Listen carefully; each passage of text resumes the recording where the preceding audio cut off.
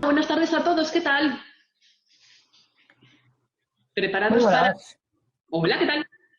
¿Preparados para el asalto de la segunda parte del día? Hombre, por supuesto. Me Sí, parece sí. muy bien. Veo que nuestros alumnos también ya se han incorporado.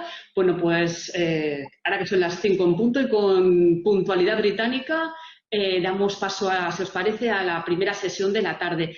Les recuerdo a los alumnos que son en diferido, que obviamente no nos están escuchando ahora, pero que lo harán en unos días, que tienen que elegir entre esta ponencia y la siguiente, elegir una de las dos y hacer un pequeño resumen de unas 10 líneas para que les podamos enviar el certificado de asistencia con los créditos. Mismo han tenido que hacer de esta mañana. ¿De acuerdo? Tienen que haber elegido entre los soldados y los embajadores. La conferencia que prefieran, elegir una y hacer el resumen para poder tener ese control. ¿De acuerdo? Pues vámonos de Erasmus por ahí.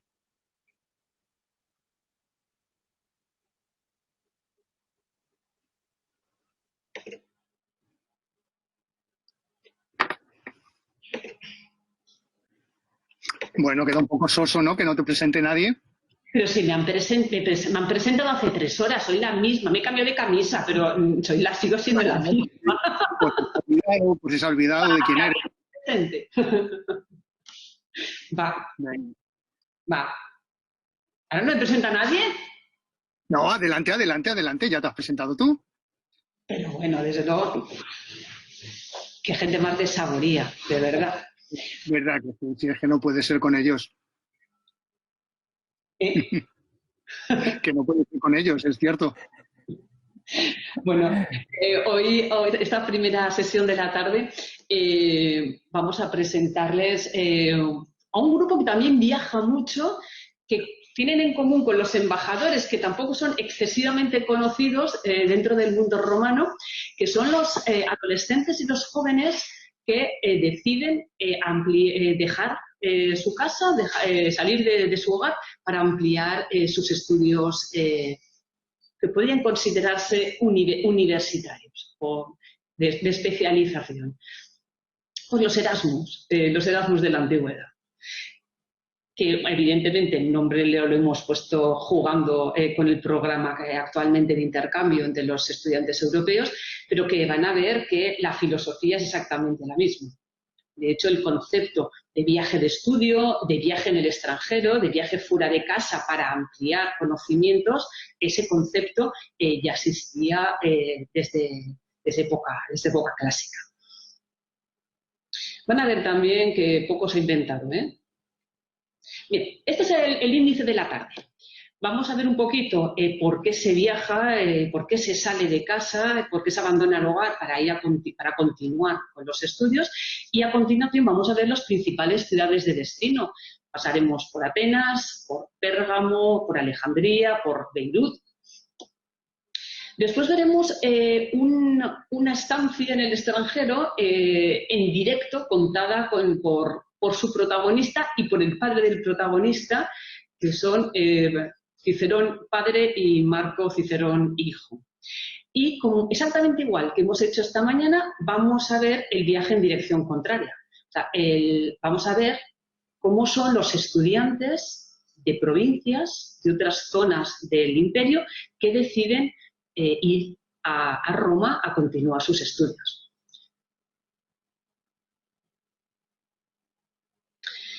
Para que comprendan en qué momento de la formación de un joven tiene lugar este viaje, si les parece, vamos a echar un vistacito rápido a cómo es el plan de estudios en Roma, o mejor dicho, cómo es el plan de estudios en Roma a partir del siglo III. ¿Se acuerdan de esta mañana de la guerra de Tarento y con la guerra contra Pirro, que nos ha dado tanto juego? Pues sigue dándonos juego, porque ese fue el momento cuando Roma entra en contacto con las ciudades, con las colonias de la Magna Grecia, las ciudades de la Magna Grecia. Y es cuando entran en contacto también con el sistema educativo griego, que es en el momento en que Roma abandona su sistema educativo tradicional, que era responsabilidad del pater familias, para traspasar esa responsabilidad en la educación de los hijos a un maestro profesional. Y es en esos momentos cuando la educación primitiva tradicional romana deja paso a la educación profesional al modo griego. Bueno, pues a partir de esos momentos la enseñanza en Roma se articula más o menos, porque en ningún momento estuvo regulada del todo, en 3 niveles. Lo que sería una enseñanza elemental, en la que los alumnos, chicos y chicas, acuden al Ludi Magister o el maestro va a casa, donde los niños aprenden pues, a leer, a escribir y la enseñanza, las operaciones matemáticas elementales. En un segundo nivel, les he puesto esta estructura con flechas para marcarles también cómo el número de alumnos va disminuyendo. Fíjense que en la enseñanza elemental la flecha es más larga porque asisten muchos alumnos. A partir de la enseñanza media ya empieza a reducirse, las chicas ya se acercan a la pubertad y entonces muchas ya preparan su matrimonio. Con el Grammaticus los alumnos aprenden, mejoran su nivel de gramática y de vocabulario a base del estudio de los clásicos. Y ya en una enseñanza superior, fíjense cómo la flecha vuelve a reducirse bastante más, ahí ya con el reto solamente acceden pues, los alumnos que se van a dedicar pues, a la política, a la oratoria, actividades del foro. Ese es el tipo de enseñanza, más o menos, porque ya les digo, no se reguló en serio nunca, que podemos tener en. Bueno, pues nuestros estudiantes Erasmus han terminado ese nivel y ahí es cuando deciden marcharse fuera a complementar su formación.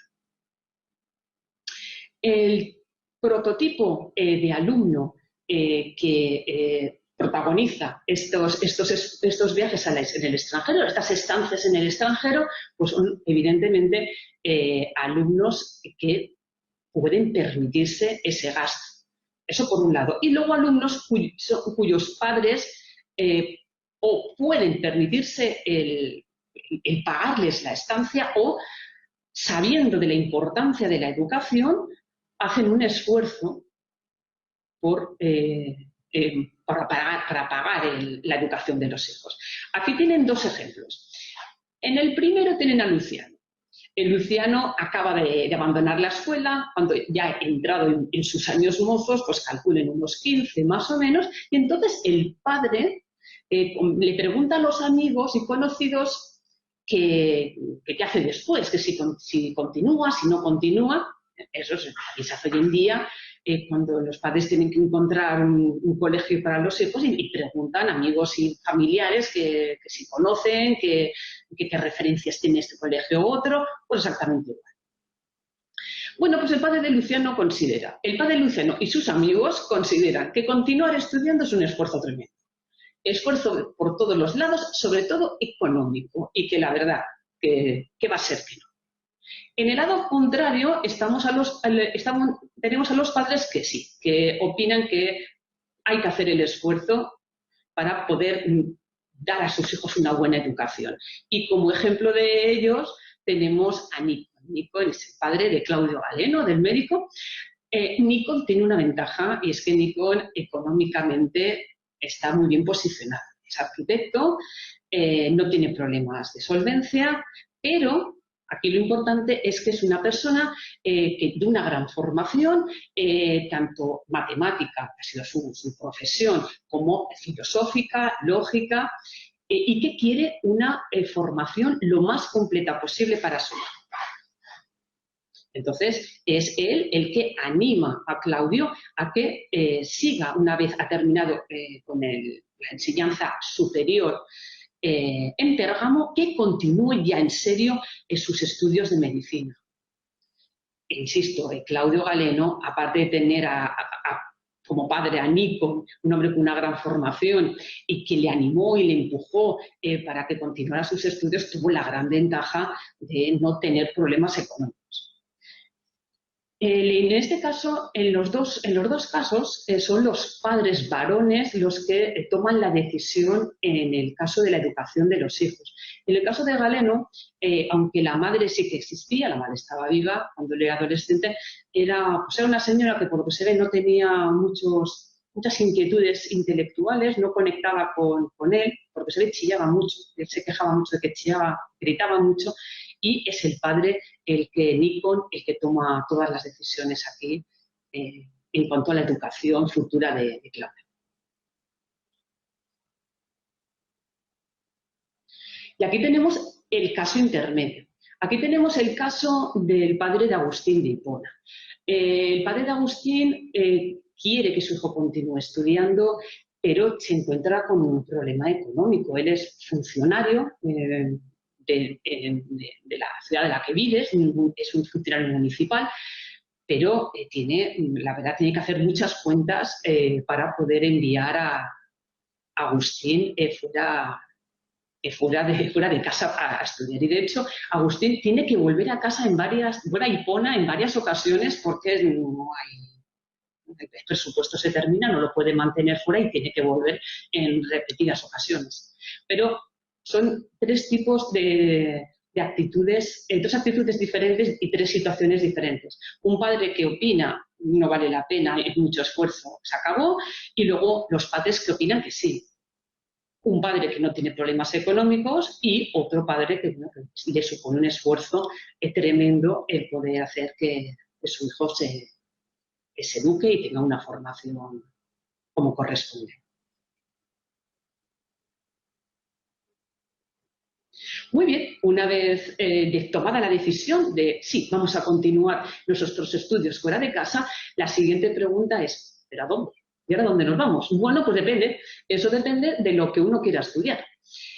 Una de las grandes diferencias entre nuestros Erasmus clásicos y los Erasmus de la actualidad es que nuestros Erasmus antiguos no eligen el sitio al 100% por la enseñanza que van a recibir, sino que van siguiendo al maestro. Es una de las grandes diferencias. Lo que ocurre es que los maestros más importantes, los profesores con mayor prestigio, se centran, se juntan en determinadas ciudades en concreto. Pero vais a ver que si el maestro en un momento dado decide cambiarse de ciudad, pues todos los alumnos pues van detrás. Van siguiendo porque ellos a quien van a buscar es al maestro. Que ya os digo, dependiendo de la materia a estudiar, se concentran en una u otra ciudad.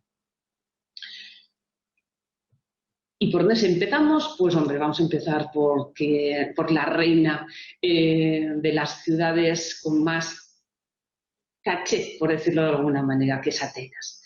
Atenas, como cuenta Estrabón, se había convertido en una ciudad para turistas y estudiantes. Ya no era la ciudad de Pericles, habían pasado 500 años, pero miren, la que tuvo retuvo.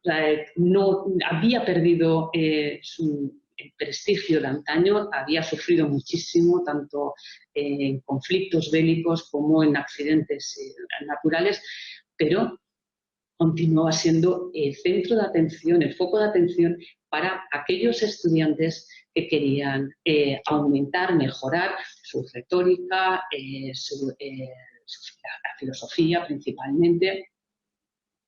Fíjense, antes de viajar a Atenas, cómo está el mapa. No he puesto todas las ciudades para no agobiarles demasiado, cómo realmente las ciudades de destino principales basculan hacia el oriente. Realmente son las ciudades de los antiguos reinos helenísticos. Atenas, Pérgamo, Esmirna, Antioquía, Beirut, Alejandría, Corinto. Solamente en el lado occidental tendríamos dos ciudades insignia de destino. Roma, obviamente, porque es la capital, porque allí se van a juntar maestros, profesores, profesionales de todas clases en busca pues, de clientes, de alumnos, lógicamente, era la ciudad también más poblada, y por otro lado, Massalia, la moderna, Dios mío, Marsella, gracias, que recoge muchos estudiantes de Derecho del norte de Europa. Muchos, por ejemplo, de las Islas Británicas. Pero principalmente, fíjense cómo realmente nuestros destinos van hacia el este. Por supuesto, lo que les contaba al principio, o sea, es la estrella, todo aquel que quiera mejorar su retórica debe ir a Atenas. Esta es la experiencia de Cicerón padre, cuando marchó de joven a estudiar a Atenas. Y fíjense lo que dices, una vez llegado a Atenas, pasé 6 meses con Antíoco. Enseguida recorrí toda la provincia de Asia acompañado de los más grandes oradores que dirigían mis ejercicios con amabilidad. De forma semejante, aunque no exactamente con el mismo objetivo, que el gran tour que vamos a ver en Europa desde el siglo XVI al siglo XIX, en el que los jóvenes aristócratas del norte de Europa pasaban un par de años de sus vidas recorriendo Europa, sobre todo Italia y Grecia, pues en busca de esa cultura clásica, de impregnarse toda la cultura del Mediterráneo. Bueno, pues nuestros estudiantes Erasmus de la antigüedad hacían algo parecido siguiendo a sus maestros. O sea, no se quedaban muchas veces en una ciudad, sino que aprovechaban su estancia fuera de casa, bueno, pues para conocer otras ciudades y hacer su pequeño y particular tour.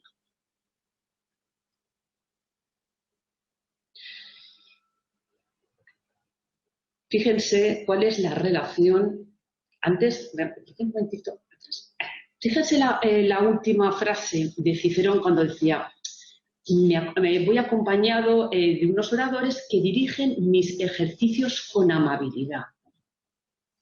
Y pueden estar pensando que menos que tratar a los alumnos con amabilidad. Es que eso no siempre ocurre. Las relaciones que tienen en estos momentos nuestros alumnos internacionales que ya rondan la veintena es muy diferente a la relación que han tenido con sus maestros de escuela.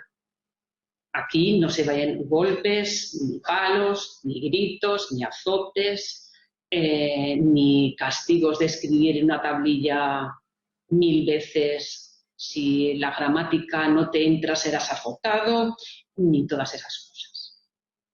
¿Recuerdan lo que decía Agustín de Hipona? Recordando sus años escolares, se preguntaba quién no preferiría la muerte antes de volver a la infancia. Bueno, pues la verdad es muy agradable ver que en esta etapa de la vida de los estudiantes la relación que tienen los alumnos con los maestros es completamente diferente. Sabes que me siento muy unido a Crático, no como un discípulo, sino como un hijo. Eso ya insistía Quintiliano de Calahorra una vez y otra vez y otra vez. Traten a los alumnos como si fueran sus hijos. Bueno, pues Cicerón lo consiguió, este es Cicerón hijo, por cierto, consiguió tener una relación muy estrecha y muy especial con sus maestros de oratoria durante su estancia en Atenas. Durante su estancia en Grecia, mejor. Pero uno de los grandes destinos para los estudiantes de ciencias y especialmente para los estudiantes de medicina, eso se llama Alejandría. Le pasa exactamente lo mismo que Atenas. Ya no era la Alejandría de los Ptolomeos. La biblioteca se había quemado ya hace muchísimos años, hacía muchísimas décadas. Se quemó un asalto de César en el puerto de Alejandría. Cuando Claudio Galeno llegó, ni la nombre, o sea, ya no existe. Pero a pesar de que ya no era aquella gran Alejandría, seguía siéndolo. Le pasaba, insisto, como a Atenas. Y en Alejandría ocurría una situación para los estudiantes de medicina que era muy, muy especial, y era que se podían hacer disecciones. Entonces los estudiantes interesados, sobre todo en anatomía, que era el caso de Claudio Galeno, pues evidentemente Alejandría era el destino. Si uno quería estudiar medicina, si uno quería aprender anatomía, piensen que además en esta época ya la medicina está muy especializada, tenemos oculistas, tenemos ginecólogos, tenemos especialistas en circulación, tenemos especialistas en anatomía. Claudio era, como su padre, votaba por la escuela hipocrática, es decir, la medicina, la ciencia se aprende viendo y experimentando. Déjense a Asclepio tranquilo en su templo, aquí lo que hay que hacer es tocar, es mirar y es experimentar. Y eso se hace pues con un cadáver y haciendo una disección. Y ese fue uno de los motivos que llevaron a Claudio a Alejandría, siguiendo a su maestro, por cierto, ahora lo verán. Una vez Claudio termina su formación superior, primero va a Esmirna, después se va a Corinto, pero como su maestro, como numisiano, se marcha a Alejandría, ya les he dicho que ellos van siguiendo al maestro, y entonces va siguiendo a su maestro y terminan en Alejandría. A Claudio Galeno le pasa como a nuestros embajadores, que nos cuenta su experiencia en Alejandría desde el punto de vista médico, pero poco nos cuenta de su vida como estudiante. Y como no he encontrado producto fresco, pues me he tirado al congelado. Y lo que les he traído, que va en un cuadrito, es un fragmento muy chiquitín de una novela pues muy agradable, que se la recomiendo para este verano si les apetece, que es una obra de Tessa Cover, que es El médico del emperador, que es la vida novelada de Claudio Galeno. Y ya les digo, como no he encontrado testimonios originales, pues fíjense lo que opinaba, entre comillas. Mi padre juzgó buena mi elección un médico que podía decir que sí, que había estudiado en Alejandría, tenía abiertas las puertas del mundo de la nobleza. Es verdad. Alejandría era una tarjeta de presentación evidentemente importante para cualquier profesional de la medicina. Piensen que no solamente se estudia medicina, se estudia botánica, se estudia veterinaria, se estudia farmacología. Realmente el mundo que se abría ante los estudiantes era inmenso. Una cosa no le gustó a Claudio Galeno y ahí sí que nos lo cuenta y es un tema muy interesante, y aprovechando que está el profesor Cabrero por ahí al otro lado de la pantalla y sé que está ahí dándole vueltas sobre un curso de verano de extensión, no lo sé, sobre los libros en la antigüedad, Claudio Galeno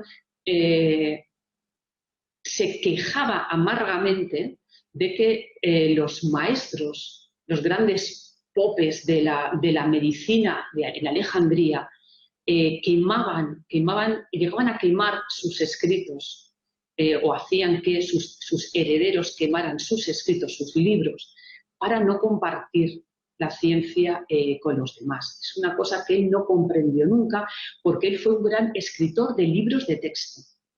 Ahí donde le ven. Claudio Galeno no solamente fue un médico fantástico, sino que también se preocupó mucho por la docencia y por escribir libros especiales para sus alumnos, para que sus alumnos comprendieran la medicina. Y también se los plagiaron y se enfadó muchísimo cuando lo supo. 5 años estuvo en Alejandría. En total estuvo fuera de casa 12 años. Estando en Alejandría, Nikon falleció, su padre falleció, Claudio heredó y eso le permitió una vida holgada en tener preocupaciones económicas para poder mantenerse allá donde fuera.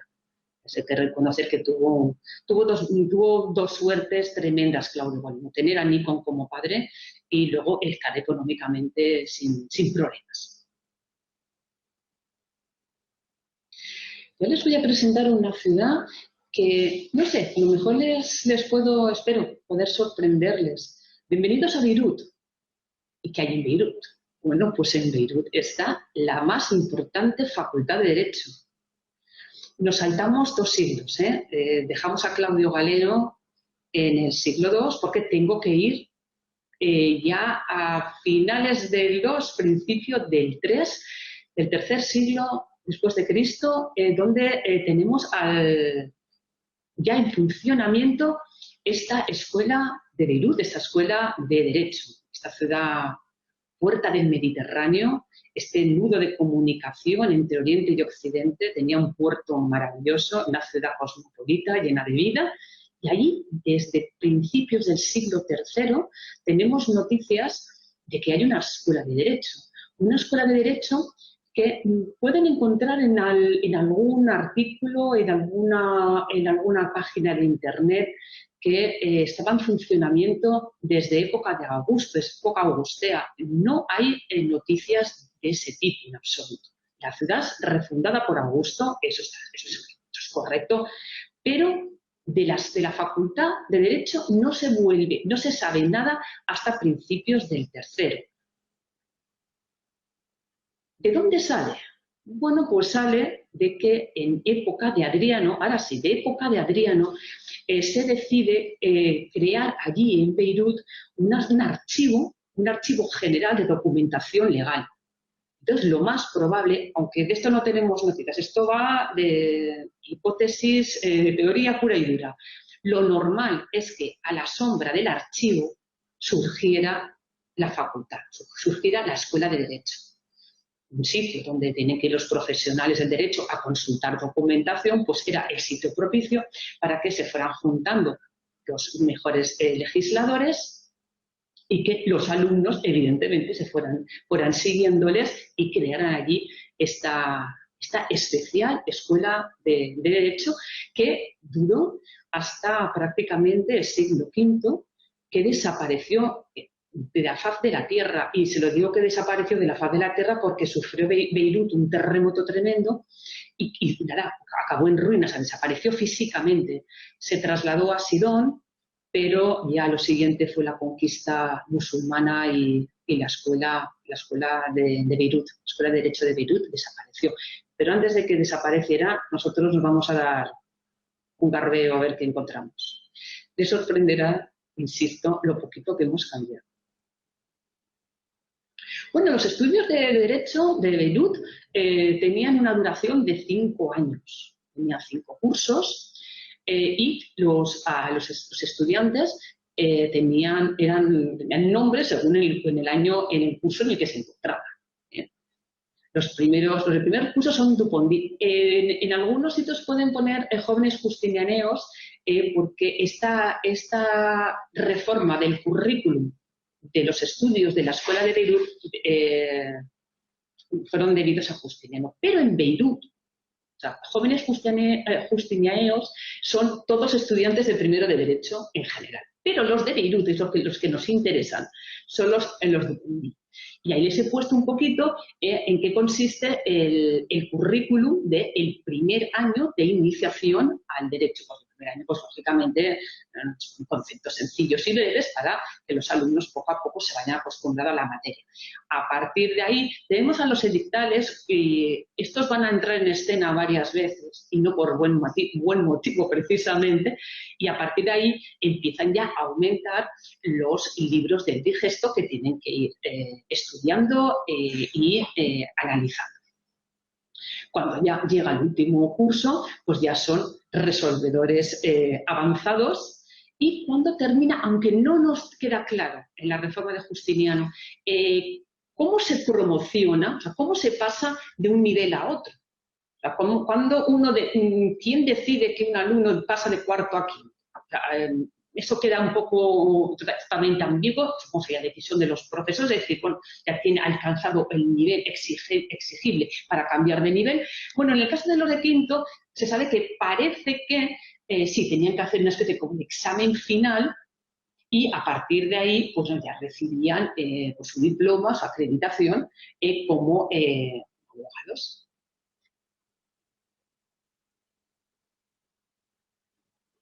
Bueno, aquí tenemos información sobre la escuela de Beirut, que ya tenemos, como pone aquí abajo, Severino Keteris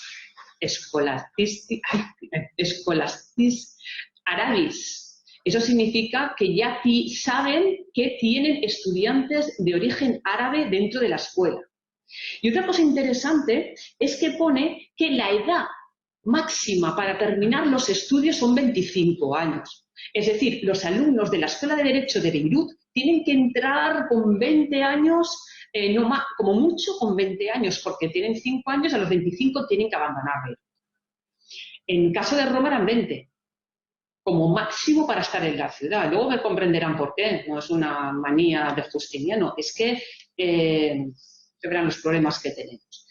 Fue imposible, o sea, debió ser un privilegio de la escuela de Beirut porque entrar antes hubiese sido bastante complicado porque los alumnos no hubiesen alcanzado un nivel mínimo académico.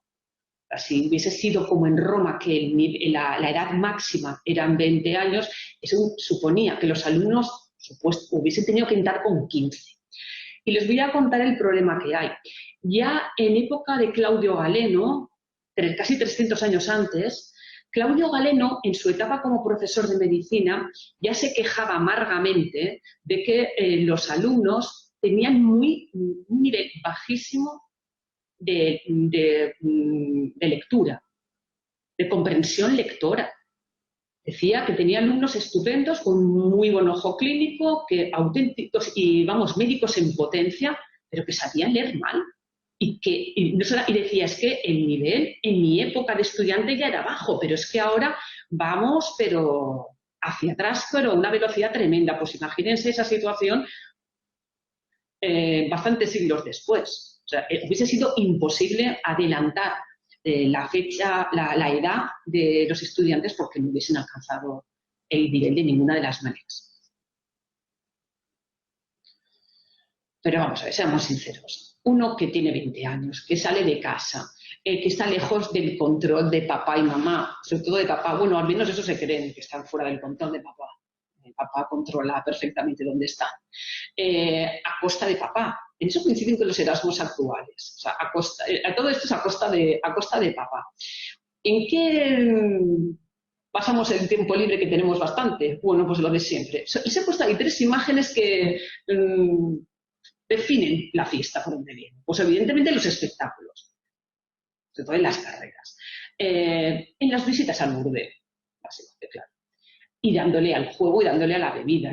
Recuerden que las partidas de dados hacen furor, los dados, todo lo que sea las apuestas que no tengan que ver con el circo o que sean solamente 100% por azar, que son ilegales, con lo cual la distracción, el gusto por lo prohibido y las emociones fuertes pues están al cabo de la calle. Déjenme que les lea este fragmento de Libanio, al que deberían hacer el patrón de los maestros. Yo voto por él, definitivamente, porque se ganó el cielo. Pues cuando un joven recibe dinero de su padre para llevárselo al sofista, es decir, cuando recibe dinero para que pague al profesor, una parte la destina a sus bebidas, otra parte a los dados, y el resto lo entrega para placeres sexuales en ocasiones más audaces de lo que es costumbre. Ahí no vamos a entrar. Acto seguido, entra dando saltos, vocifera, golpea, considera a todo el mundo como escoria. Vaya, tenemos el típico niño de papá, ricachón, de me importa todo un pepino, y entonces me permito, pues eso, entrar en la clase pegando gritos, molestando y ir sobrado por la vida. Y en lugar de pagar al profesor, que para eso me han enviado el dinero, pues me lo juego, me lo bebo o lo apuesto. Que dentro de las carreras saben que las apuestas forman parte de la distracción. Nada nuevo, la viña del Señor, por otro lado. Y esto de lo que vamos a hablar ahora, pues tampoco es nada nuevo. Les voy a presentar a 2 amigos, a Zacarías y a Severo. Zacarías, en pasados tiempos sería Zacarías escolástico y Severo de Antioquía, obispo de Antioquía. Coinciden en Alejandría. En Alejandría coincide Zacarías, Severo y los 2 hermanos de Severo. O sea, mandan a los 3 a estudiar fuera de casa. Bueno, coincide en Alejandría y un año antes, Severo, que tenía mucho interés y mucha ilusión por estudiar Derecho, se va a Beirut. Zacarías se queda un año más en Alejandría y ya se reúne con su antiguo compañero de estudios. Pero va un poco aterrorizado, porque ya sabe de las bromas, de las novatadas que sufren los alumnos de primero por parte de los alumnos de segundo. Y entonces ya, claro, ya iba ya el pobre muchacho ya iba ya concienciado de que iba a sufrir las bromas de los alumnos de segundo. En realidad no sufren nada vergonzoso, pero estos, los edictali, o sea, los alumnos de segundo, solo piensan en burlarse de ellos, de los alumnos de primero, y de eso han hecho su pasatiempo. El texto sigue diciendo que él temía que su amigo, aunque era un muchacho serio, que era religioso, de hecho, tomó los hábitos, que se hubiera... que formara parte también del grupo este de las bromas. Piensen que en esta época pues ya notamos la existencia de asociaciones juveniles, de lo que bueno, en los Estados Unidos son las hermandades universitarias, hay grupos que son fans auténticos, animadores de los profesores y están en conflicto cual equipo de fútbol contrario con los alumnos de otros profesores. Y entonces, y eso por otro lado, y por otro lado ya saben que en esta edad el grupo tira. El grupo es como una atracción fatal, es como un imán, y entonces aunque uno no esté de acuerdo y aunque, por ejemplo, Severo, que no fue el caso, pues no fuera amigo de estas novatadas, ni de estas bromas, ni de estas gamberradas, bueno, pues a nadie le gusta estar solo, nunca a nadie le gusta sentirse como un paria, y menos en estas edades, y uno acaba al final uniéndose al grupo y haciendo cosas que de por sí nunca hubiese hecho. Fíjense lo que les comentaba de estos grupos de alumnos auténticos fans de sus profesores que son capaces de llegar a las manos y a lo que sea con otro grupo de otro profesor con tal de defender al suyo. Yo había oído hablar de niño de los enfrentamientos de las cofradías de estudiantes que tenían lugar en el mismo centro de Atenas, de sus luchas a palos, a cuchilladas, a pedradas, y de las heridas resultantes de ellas, de las defensas, los procesos y de los juicios resultantes de tales enfrentamientos. Imagínense qué ambiente. O sea, los alumnos activarse cual hooligans en el Ágora de Atenas por ser de este o de aquel alumno de este o de aquel profesor. No se lo imaginan en Atenas, ¿verdad? Parece que en Atenas fluye la filosofía, pues detrás de la filosofía esto también. Y esto las autoridades, ¿cómo lo controlan? Pues llega un momento que no hay manera. O sea, la única manera es prohibirlo. O sea, es que en el caso de Beirut, lo tienen ahí en negrita, hemos hecho lo mismo que esta mañana con los embajadores, les he ido marcando en negrilla para no hacerles leer todo, porque si no va a ser muy pesado y me van a hacer un vudú. En Beirut se prohíbe, pero se prohíbe totalmente. Cualquier gamberrada, broma, manteo, que porque son los manteos lo que más afición tenía, contra alumnos y contra profesores, porque la mayoría, como pone ahí, acaban siendo actos criminales. Entonces, es la única manera que las autoridades de Beirut tienen para cortar esto, tanto las gamberradas como los enfrentamientos entre los diferentes grupos de los alumnos. Y eso añadan pues, el consumo de alcohol y todas esas cosas que complican todavía más la situación. En el caso de Roma, verán que la situación la intentan atajar antes porque pueden. En caso de los estudios de Beirut ya han visto que son 5 años y no hay manera de acortar el tiempo, pero verán como en Roma sí. En Roma van a limitarlo para evitar que sean más adultos, o sea, sean más mayores estando allí estudiando, o sea, que sean más jovencitos y así poderlos controlar la situación un poco mejor. Otros destinos, pues todos los destinos que hemos visto alrededor en el mapita que hemos visto al principio, todas las ciudades, esas antiguas ciudades helenísticas, cada una con su especialidad son el destino de estos estudiantes internacionales, de Pérgamo, Antioquía, Corintio, Kos, Esmirna, Massalia, que os he comentado antes, esa escuela de derecho también en el occidente del imperio. Es un ejemplo de Esmirna, pues, de Claudio Galeno. O sea, Claudio, antes de pasar a Alejandría, pues tuvo una estancia en Esmirna, donde aprovechó para escribir 3 libros. En el caso de Claudio, la explicación es esa, es que él va de un lado a otro, además de siguiendo a los maestros, buscando las especialidades, para tener pues, la formación médica más completa posible.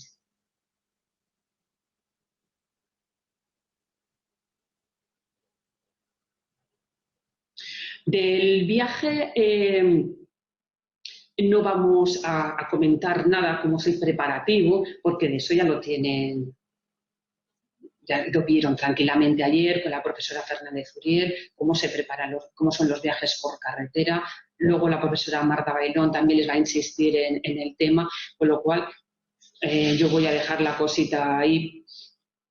Lo que sí que les diré es que en el caso de Cicerón hijo, bueno, pues Cicerón padre no estaba dispuesto a gastar más de la cuenta y con lo que tenían en casa, con las mulas que tenían en casa para el viaje, era más que suficiente, ¿no? Una cosa es, como lo van a ver a partir de ahora, que él estuviera muy interesado y muy preocupado en que su hijo no tuviera ninguna necesidad en Atenas, porque entre otras cosas su prestigio personal iba en ello y otra cosa es despilfarrar. Entonces, con lo que tenía aquí, como dice aquí, realmente en Atenas no hace falta alguna una bestia de carga.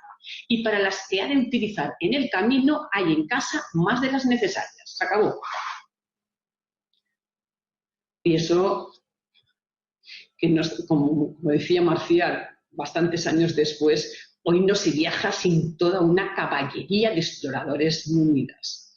Exageración por parte de Marcial, pero que sí que demuestra la cantidad de cosas que utilizaban los viajeros. De todas maneras, les extrañaría ver el equipaje de un estudiante Erasmus hace 2000 años con los que se llevan hoy. Los que han sido padres de Erasmus o han sido Erasmus recuerdan la cantidad de trastos con los que se fueron y duplicados como cuando los que volvieron. Pero en Roma somos menos trasteros y entonces las necesidades son menos, así que el equipaje, a pesar de que fuera grande, no era tan exagerado y tan abultado y tan numeroso como sería hoy en día.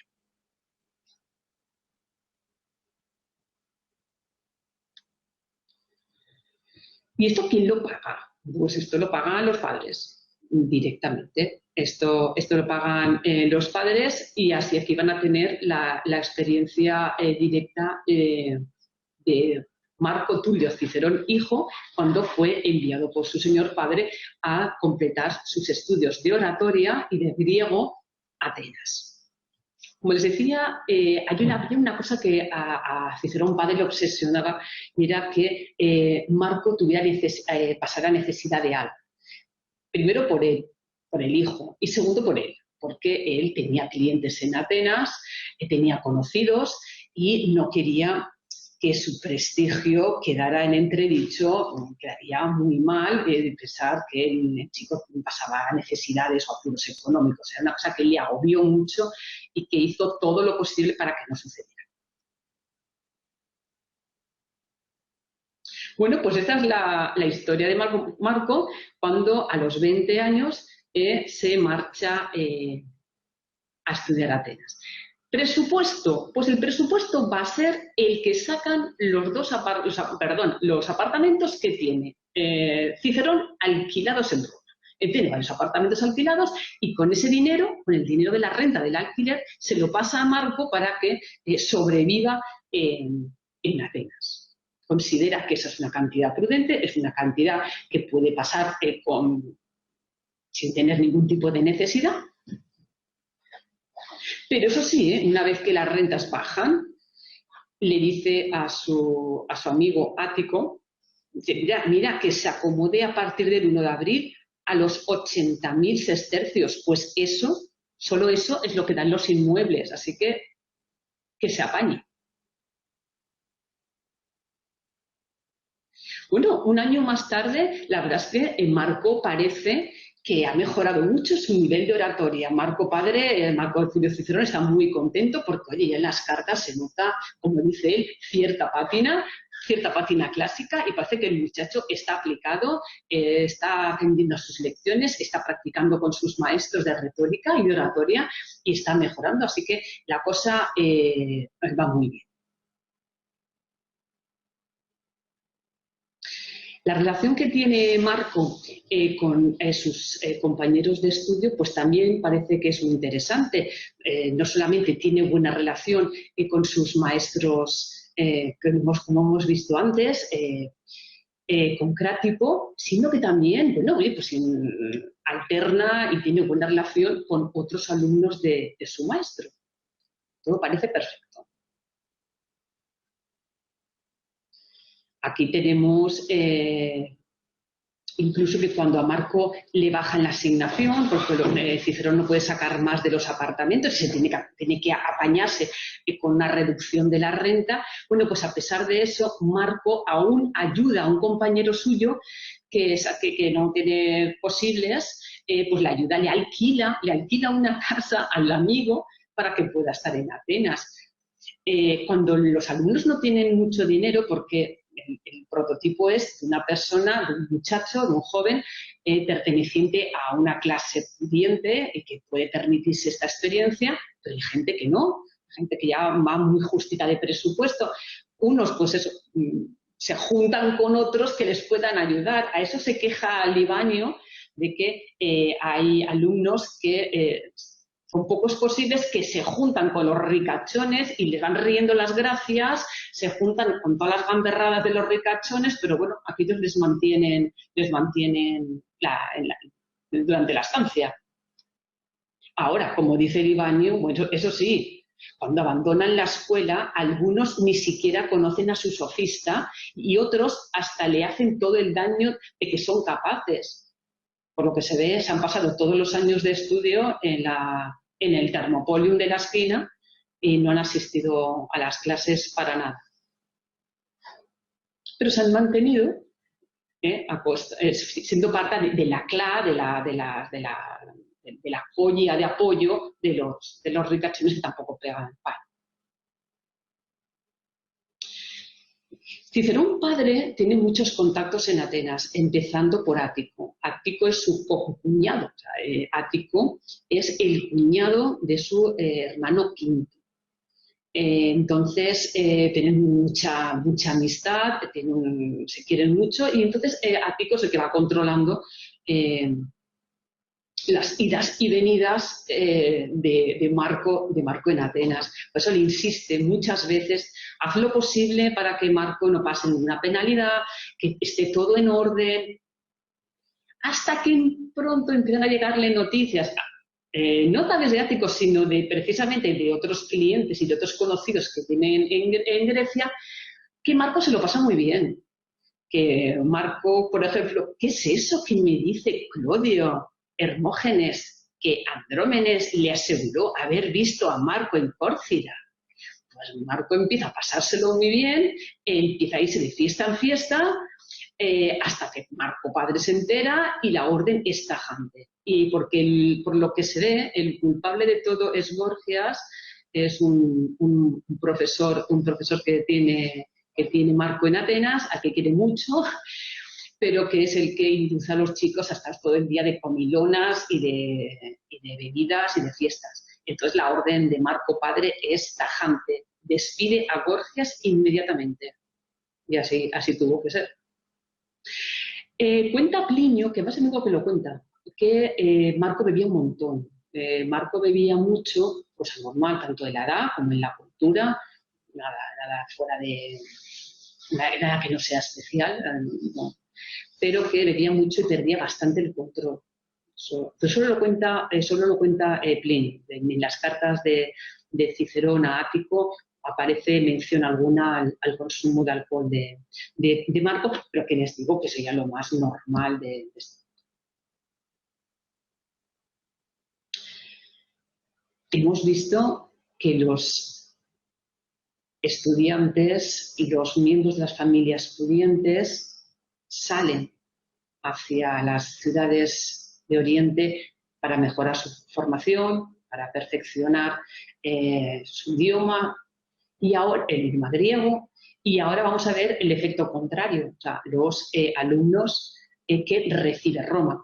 En este episodio no hemos puesto a esos alumnos especiales, a esos miembros de otras casas reales que son enviados, como fue el caso de Herodes Ático, que son enviados a Roma, a la capital, para ser educados incluso en Palatino, o sea, dentro de la propia familia imperial. Esto los hemos dejado en stand-by. Hemos puesto estos alumnos, les digo, que o llegan a Roma o que se mueven dentro de la península. El problema económico se intenta solucionar desde la administración. Allá a finales del imperio, ya en el Bajo Imperio, rara es la ciudad que no tiene una escuela municipal de enseñanza elemental. El problema llega con las enseñanzas especializadas que evidentemente no tienen esa ayuda. Aquí tienen un caso de Plinio el Joven. Plinio, natural de Como, en una ocasión vuelve a su ciudad natal y se encuentra con un paisano, con su hijo. Al chico le pregunta: ¿qué estudias? Y le dice que sí que estudia. ¿Estudias? Dice sí. Y dice: ¿dónde? Dice: en Milán. Y le pregunta que por qué se va a Milán, porque no se queda a estudiar en Como. Y el padre le dice: es que no tenemos maestro aquí. Y entonces, supongo que es un gramático, por la edad que tiene el chico ya es un gramático, y es el gramático, y dice: no, es que no tenemos maestro, y entonces nos tenemos que trasladar a Milán. Entonces, Plinio les plantea hacer una especie de asociación sin ánimo de lucro para que entre los padres poder pagar un maestro y que los chicos no tengan que desplazarse fuera. Y que él, aunque no tiene hijos, es el primero que va a colaborar con el mantenimiento de esta asociación para que los chicos no tengan que desplazarse. Por cierto, que el texto lo termina diciendo que tiene muy claro que le van a criticar el resto de sus conciudadanos porque piensan que ese dinero lo podía mejor emplear en hacer unos espectáculos, unas fiestas o cualquier cosa y no para pagar un maestro. Eso lo tienen muy claro, que lo van a criticar igualmente.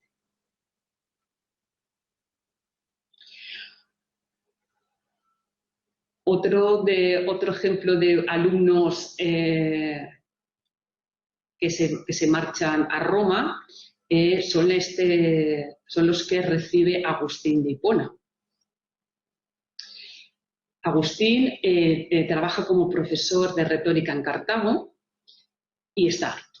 Está que no puede más. Está harto de que entren chillando.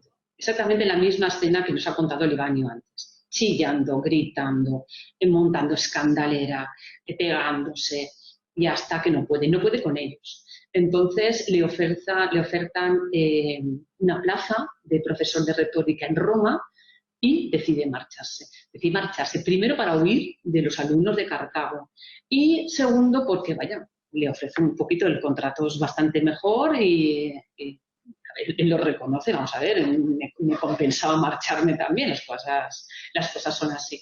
Con lo que se encuentra en Roma, él elige Roma, entre otras cosas, se decide ahí porque parece que los alumnos de Roma se comportan bastante mejor que los de Cartago. Y en un principio parece que, por lo menos a nivel de comportamiento, son más tratables.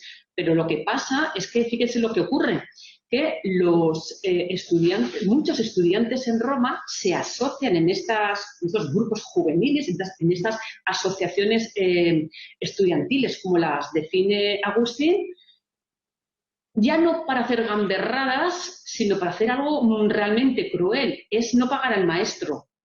Entonces, como los contratos de los maestros van por meses o por años, apuran a la fecha límite del pago y se ponen todos de acuerdo y desaparecen.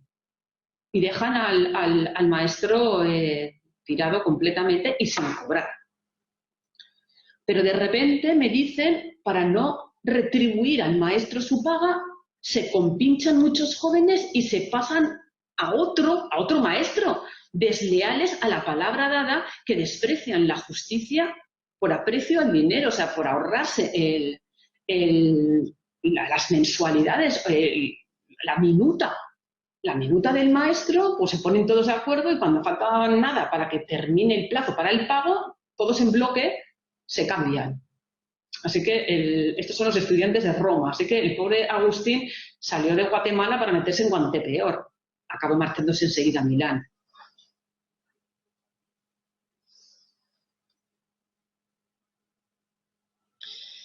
Si en Beirut teníamos los desmanes, o sea, teníamos profesores manteados, teníamos broncas, teníamos novatadas, ya hayan visto lo que había en Atenas, ¿eh? En Atenas teníamos cuchilladas, pedradas y de todo. Bueno, pues en Roma también la situación, estamos ya también en época bajo imperial. Bueno, ¿cómo se controla esto? Pues de la misma manera.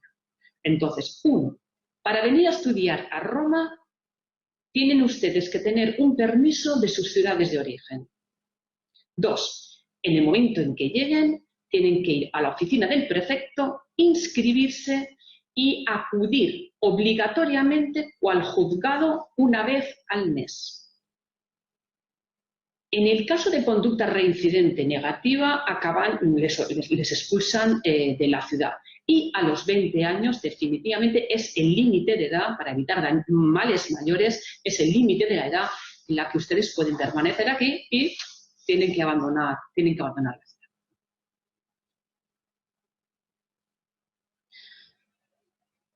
Lamentablemente, para algunos de los estudiantes, bueno, la aventura en Roma, la aventura estudiantil, pues no tiene un buen fin. El fin de su vida fue prematuro para él, apenas 22 años, cumplidos sus 22 años, pues cuando disfrutaba en Roma de sus estudios, la fortuna malvada le sumergió en una muerte repentina. Piensen que, lo que les he dicho esta mañana, la esperanza de vida son apenas 40 años, la mortalidad infantil es tremenda y el adolescente también. El morir con 22 años es lamentablemente pues no más, nada extraordinario. Pues en nombre de nuestros Erasmus internacionales, muchísimas gracias.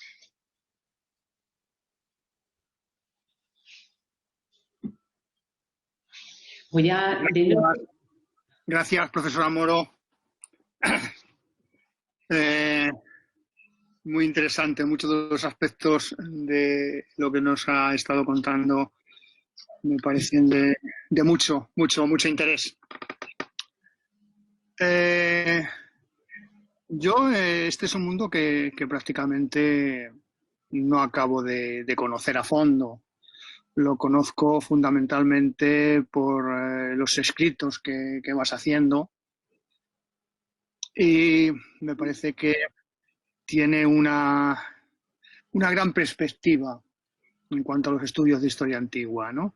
No ya solo el tema de la educación, que sí que ha sido tratado, pero sí ese mundo de ese paso de jugar con los balones, de jugar con las nueces, a estudiar en el extranjero. Esa serie de años, esos años que hay entre una cosa y otra, me parece que es de extraordinario interés y que ya has demostrado bien que no hay gran diferencia con lo que sucede en la sociedad moderna, ¿no?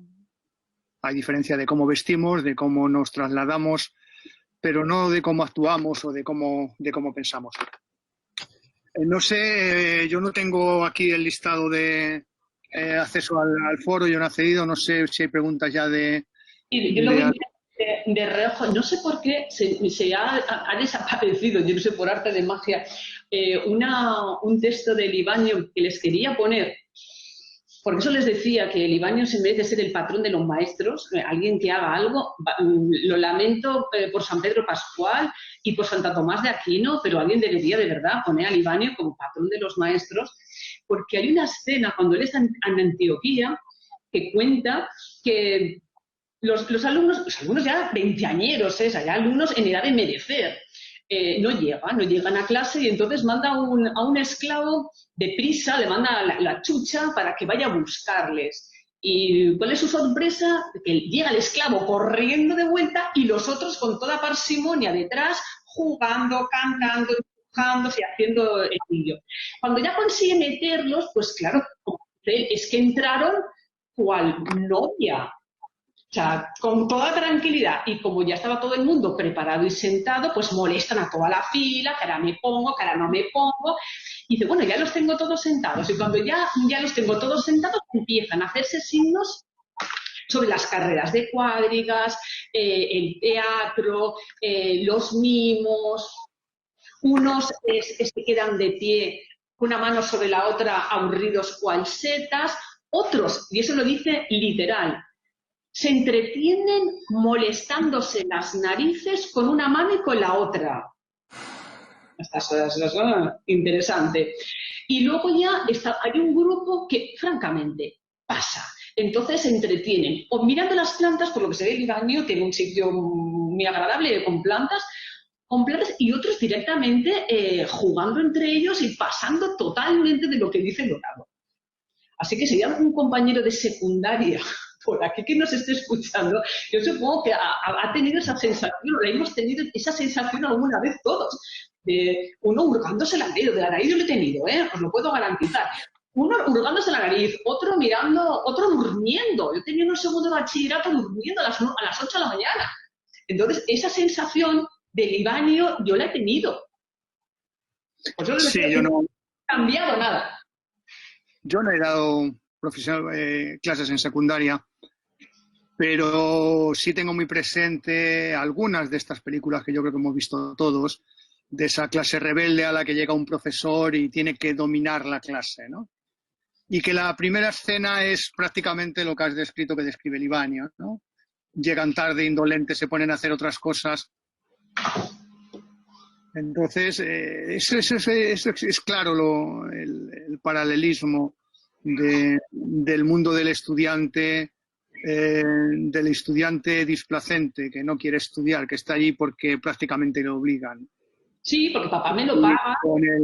Con ese estudiante del mundo antiguo, en este caso del mundo romano, que se va a estudiar al extranjero, pero lo que menos quiere es estudiar, se va de fiesta y de vacaciones, como hacen muchos de los Erasmus nuestros actuales, ¿no?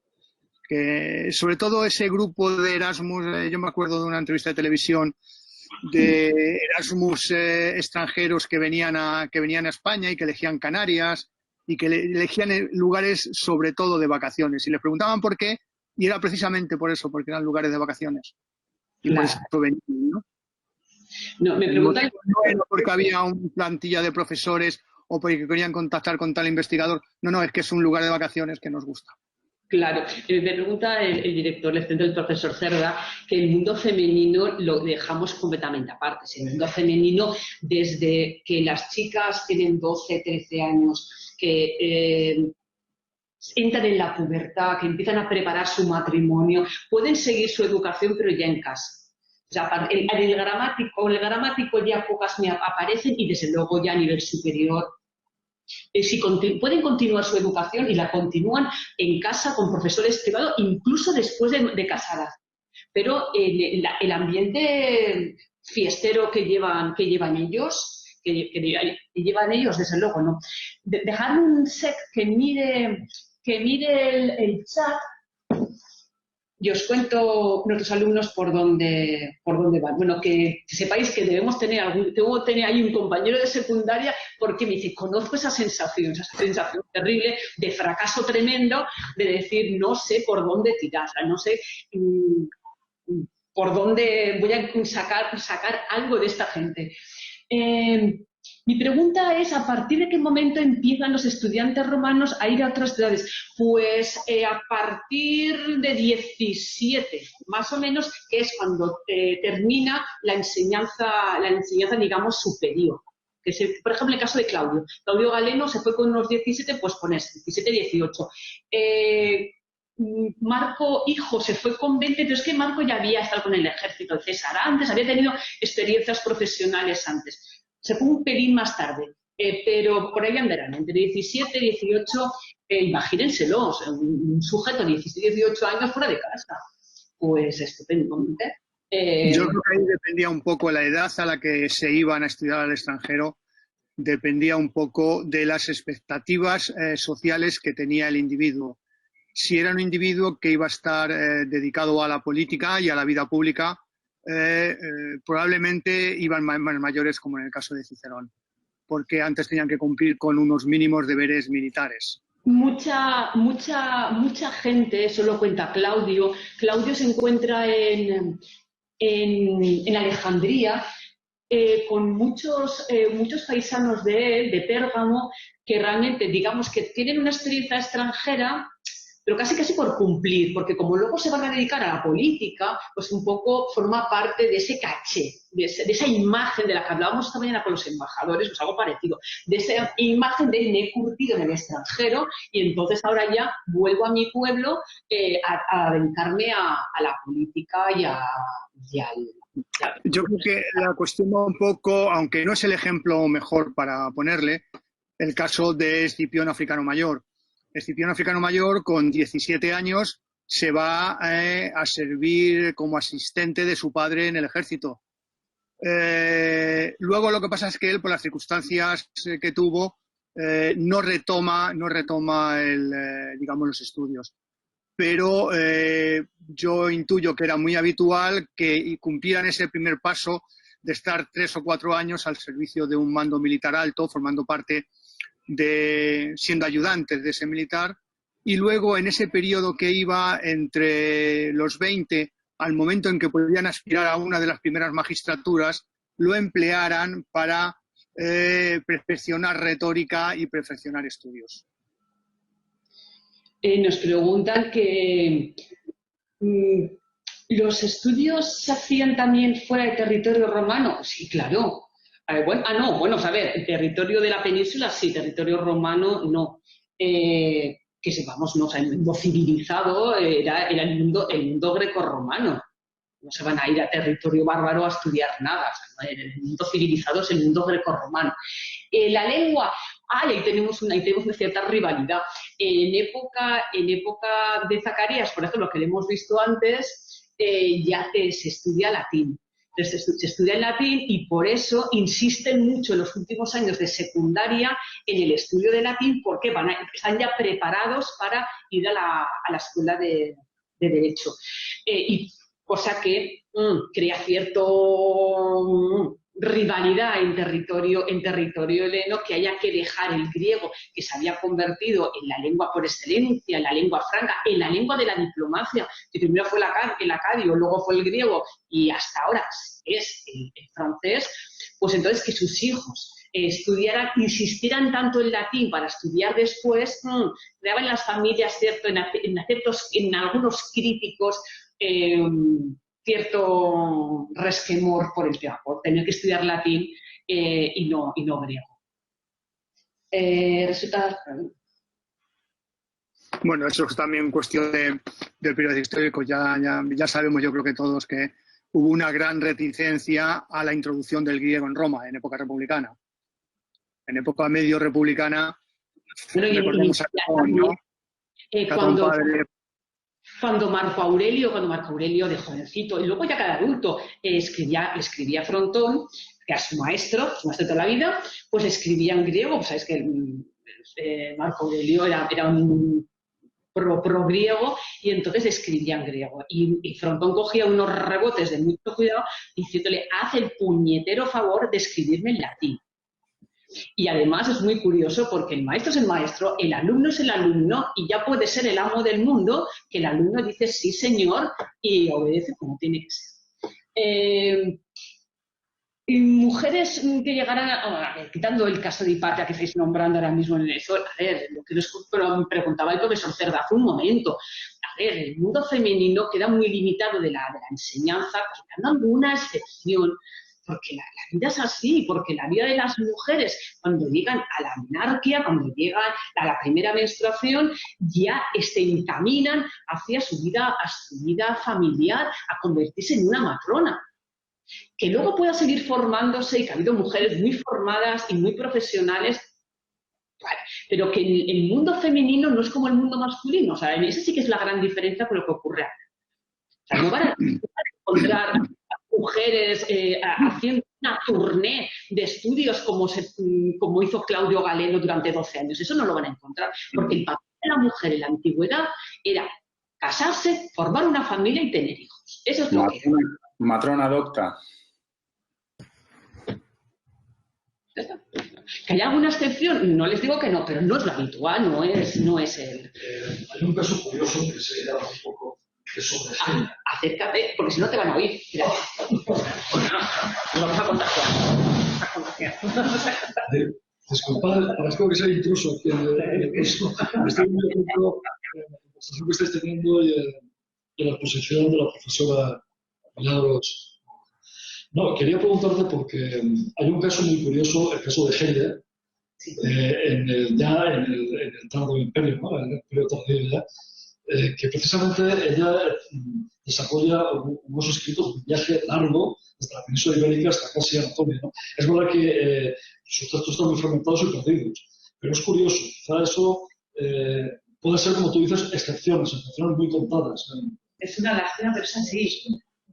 Es como esta mañana que hemos ido un poquitín a galope, pues sí que tenemos un embajador griego que encima era geógrafo y, o sea, dibujándonos aquí, que era geógrafo y que tenemos y lástima porque tenemos fragmentitos de sus viajes. Era la visión de un geógrafo embajador que era una cosa maravillosa y que lamentablemente solo tenemos fragmentos. Pues con este caso lo mismo, que a verlas las hubo, pero que tengan claro que son excepciones dentro de un mundo masculino, dentro de un mundo patriarcal, y es así. O sea, no hay que darle más vuelta. Hay excepciones estupendas, pero que la mayoría... Vamos a poner unas manos aquí en el suelo para ponernos en nuestro sitio.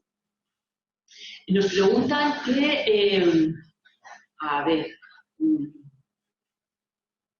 Departamento de Informática... ¿Cómo puede hacerlas? No entiendo muy bien qué es ese comentario.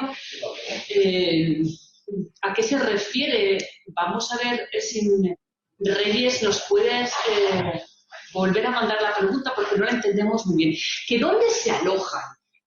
Vamos a ver, se alojan en casas privadas. Ya, les alquilan. Han visto cómo Cícero, Marco hijo, es tan generoso, pobrecito mío, aunque su asignación está un poco menguada, pues todavía tiene lo suficiente para alquilarle una casa a su amigo que no tiene. Pero realmente alquilan una casa, no existe el concepto de colegio mayor ni de algo parecido. O sea, ellos alquilan una casa, también lo alquiló Claudio Galeno, alquilan una casa y ahí es donde o sea, ese aspecto es totalmente, pues prácticamente como ahora.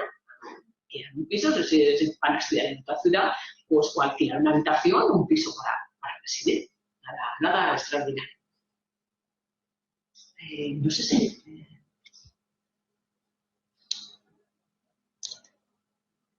Sí, lo del patriano que me preguntaba también es verdad, el nombre de los estudiantes de Derecho. Y respecto a la pregunta sobre en qué momento empezaron a salir otras ciudades,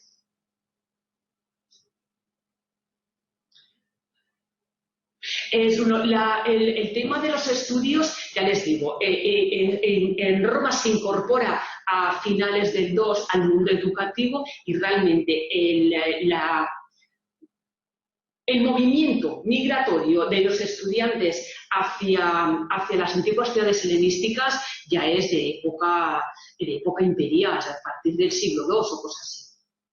Aunque, vamos a ver, por lo menos más allá de Atenas. En Atenas hemos visto que Cicerón ya fue, y su hijo también, pero ya es Alejandría, Pérgamo, todo eso ya en época imperial.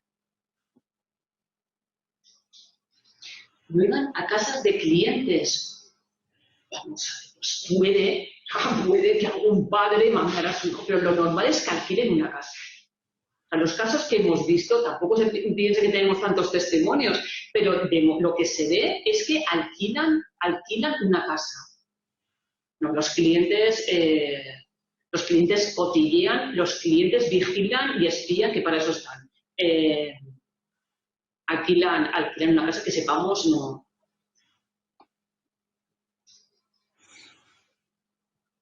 La de Siria, me preguntan que Antioquía, pues la de Siria. Creo que se la he puesto antes en un mapita, creo. Pero como se ha puesto al principio.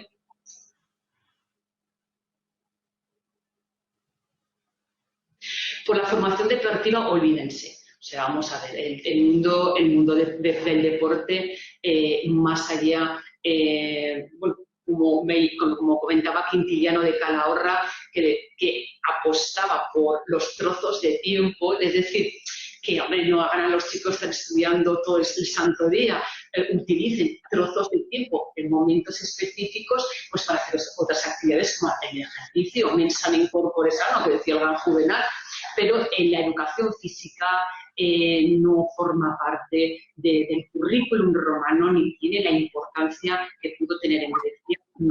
Bueno, de hecho, estadios que está el de Domiciano. O sea, realmente en Roma, quitando el estadio de Domiciano, no edificó un estadio para actividades deportivas. Nerón lo intentó en varias ocasiones y tampoco tuvo un éxito precisamente estupendo. Eso sí, el ejercicio físico, quien se lo puede contar muy bien es el profesor Soria, porque evidentemente en el entrenamiento militar es fundamental, eso sí.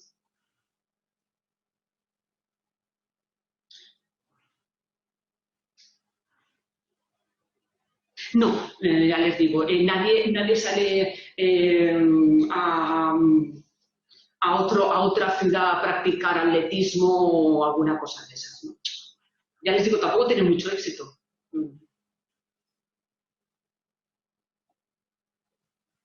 ¿Alguna preguntilla más? Yo precisamente por el tema, ¿me oís bien? ¿Lo oímos? Sí. El cámara se ha vuelto a sublevar.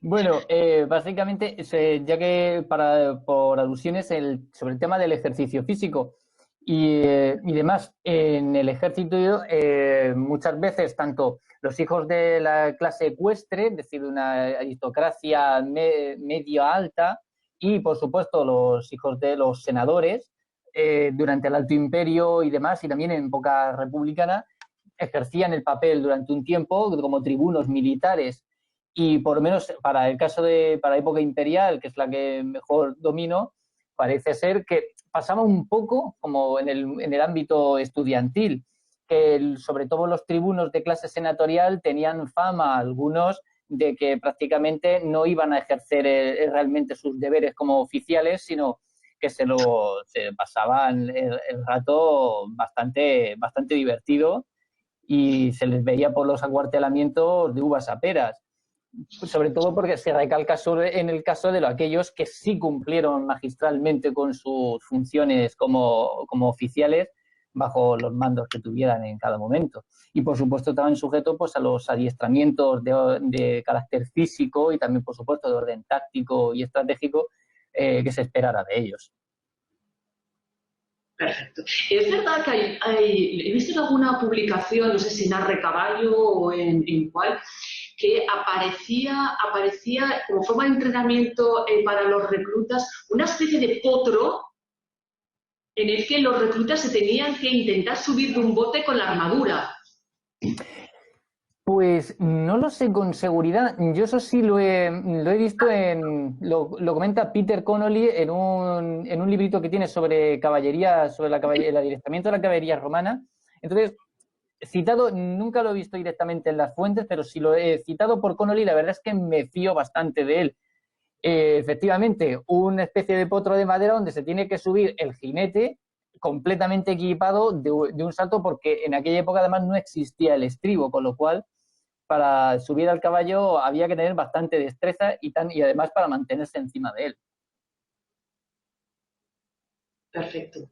Nos preguntan que quién contrataba a los maestros. Pues los padres. Los padres, a ver, los estudiantes son los que, fíjense que en los textos que hemos visto se quejaba Libanio de que en lugar de pagar con el dinero que enviaban los padres al sofista, aquellos se lo bebían, se lo jugaban o hacían o pagaban a quien tuvieran que pagar. realmente, y que cuando no quieres cogen todos en un bloque y se van. Es el alumno el que decide voy con este o con tal profesor. Lo siento, del mundo judío ahí me pilla de plenas. No le puedo decir. A ver si alguno de los que estáis ahí puede. Los maestros judíos en el imperio, pues no le puedo decir nada porque no lo sé. ¿Había judíos de la diáspora que fueran a estudiar a Jerusalén? Pues mire, no tengo ni idea. ¿Tenía algún valor la formación judía? En el mundo romano que yo me muevo, desde luego no cuadra para nada, porque no es mundo judío. Lamento no poder ayudarle porque no es mi territorio. Yo tampoco tengo ni idea. A modo de hipótesis, planteo la posibilidad de que básicamente, sobre todo en contexto de la diáspora, una vez destruido el templo y también, pues, por así decirlo, la implantación relativamente forzosa de la cultura grecolatina que se hizo en Jerusalén, después, después de época de Tito y sobre todo en época de Adriano, no creo que tuviera ningún valor particular para los judíos de la diáspora acudir a Jerusalén. De hecho, sí conozco porque relaciono con investigadores que trabajan fuentes judías medievales, pues no hay alusiones de ningún tipo, ni ninguna fijación al parecer con ir a estudiar a Jerusalén por razones de orden cultural. El judío de la diáspora se apega a la tierra en la que vive mientras puede permitirse el lujo de vivir allí. Supongo que eso sería aplicable también a la época romana. Pero vamos, me pasa igual, no soy especialista. Pues muchísimas gracias. Me siguen preguntando cosas que se escapan de nuestra horquilla de estudio. Los cristianos se formaban en teología en monasterios, que ya se escapa de nuestro mundo clásico, y ustedes ya se meten en área medieval. Luego que les puedo decir que el monasterio fue una isla de educación donde era el único, el limitado grupo que sabía leer y escribir. Pero a partir de ahí, lamento es que ya se entran ustedes en el mundo medieval. O sea, esto poco tiene ya que ver con la cultura clásica y con la formación de los jóvenes romanos.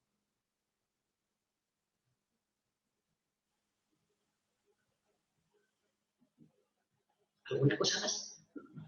Yo, Milagros, si no hay más preguntas, bueno, yo lo primero de todo quiero felicitarte por la exposición que nos has realizado, súper didáctica como siempre. Sabes que a mí el mundo de la educación es un tema que me interesa muy mucho. La primera pregunta que tengo que hacer es ¿hasta cuándo podemos estar debatiendo? Porque yo estaría haciéndote preguntas largo y tendido. Pues no vamos a poder debatir mucho más porque son las 6:22. Tenemos un descansito, si os parece bien. Bromas aparte. La profesora Marta Bailón está ya corriendo aquí delante de mí, calentando en la banda y tiene que entrar en esto, que se va de vacaciones. Bromas aparte, Milagros, nada, simplemente pues apuntar un dato sobre la educación de las mujeres, que efectivamente eran muy pocas las mujeres que recibían una educación superior, y si la recibían era gracias al marido o gracias a las visitas que podía recibir el marido, es decir, los casos eran mínimos. Me ha gustado muy mucho la anécdota o la realidad que has comentado de muchos maestros, de muchos magíster, que vivían en una situación muy precaria, que de hecho para poder llegar a fin de mes tenían que ejercer una segunda profesión, en la mayoría de los casos como escribas, y no recuerdo de quién es el pasaje, pero los pedagogos estaban autorizados por los padres incluso para castigar físicamente al alumno cuando no iba a clase o cuando mantenía un comportamiento muy vago o de desidia o tal. Entonces, aquí viene mi pregunta y me vas a permitir que haga un chascarrillo con respecto a mi apellido. ¿Qué opinas o qué nos puedes decir acerca de los estudiantes que hacían novillos? Hombre, vamos a ver, depende de la edad, porque a los estudiantes de Libanio que tienen 20 y tantos años, que son los hijos de papá, que hacen lo que les apetece cuando les apetece, porque saben que tienen la protección de papá y el dinero de papá, evidentemente con esos no haces nada, con el que se mueva la nariz, con el que llega tarde y como los de Cartago, que entran pegando gritos y montándote ese tipo de alumno. Ahí no se puede. Hombre, evidentemente, los que hacían novillos son los más pequeños, los que van protegidos y vigilados por el pedagogo. Y el pedagogo depende de la familia, pues tiene permiso, como pasaba con los embajadores esta mañana, tiene permiso o no para castigar físicamente a su tutelado o no. Eso depende de las órdenes que les den los padres, pero evidentemente el castigo por hacer pellas, evidentemente si el pedagogo tenía potestad, pues un mamporro se lo va a llevar. Pero ya de niños más pequeños. Me pregunta Jaime que si había una acreditación en Derecho. Sí, en Derecho, por lo que se ve en la Escuela de Beirut, sí que hay una acreditación que te permite ejercer como abogado. En medicina, lo que ocurre en Alejandría no lo sé, pero desde luego los profesionales presumían de haber estudiado en Alejandría, todo fuera que se tuviera algún tipo de documentación que lo acreditara. Desde luego en Beirut sí que lo había después de ese supuesto examen final. Lo demás tenían que ser o palabrería o que se fiaran de lo que les contaran. Chicos, si no hay ninguna pregunta más, si os parece, son las 6:26, a menos cuarto, ¿os parece? Estupendo. Vale, muy bien. Tenéis un cuarto de hora para ir a Pipi Room, tomaros un agua y volver, ¿de acuerdo? Venga, hasta ahora. Hasta ahora. Perfecto. Ahora nos vemos.